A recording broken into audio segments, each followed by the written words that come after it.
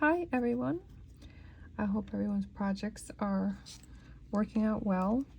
I'm going to teach you how to do a bobble stitch. Okay, so crocheting is fun. Bobble stitches are adorable. You're going to want to learn how to do this. So let's say this is your project, whatever it may be. Okay, you have your loop. I'm going to yarn over, like if you were going to do a double crochet. Go into your stitch. You're going to pull the yarn through again, and if you have your stitches this tight, you're going to have a very, very tight bobble stitch. You don't want that. You want to leave some slack. So pull it up. Okay. From here you have 1, 2, 3. You're going to yarn over. Now you have 4, but you're only going to pull through 2. Pull through 2. So you have 2 still left.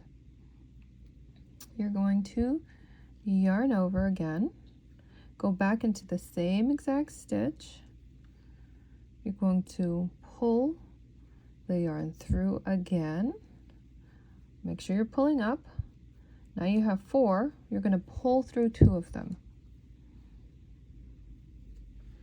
And now you have 3 loops. You're going to keep accumulating loops on here. So your bobble stitch is going to be as big as you want it to be. You're going to yarn over again. Go back in the same stitch. You're going to pull the yarn back through. Now you have 1, 2, 3, and the extra 2 we just did. Yarn over and pull through those 2. And now you have 4. Let's say you want to stop here. So your bobble stitch is going to be this size. You're going to yarn over and pull through all 4. And that is how you do a bobble stitch. Typically, you would chain here to close your bobble.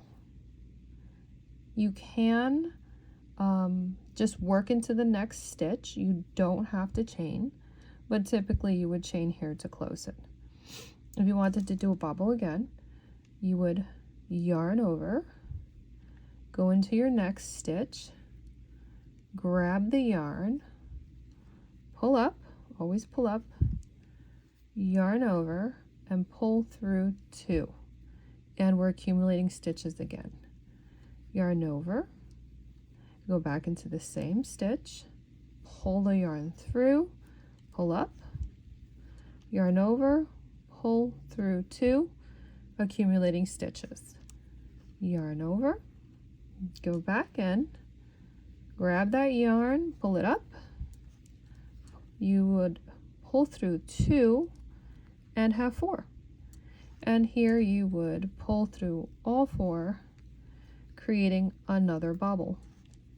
And you can close it up. So now I have 2 bobbles. And that is how you do a bobble stitch. Have fun working on your projects.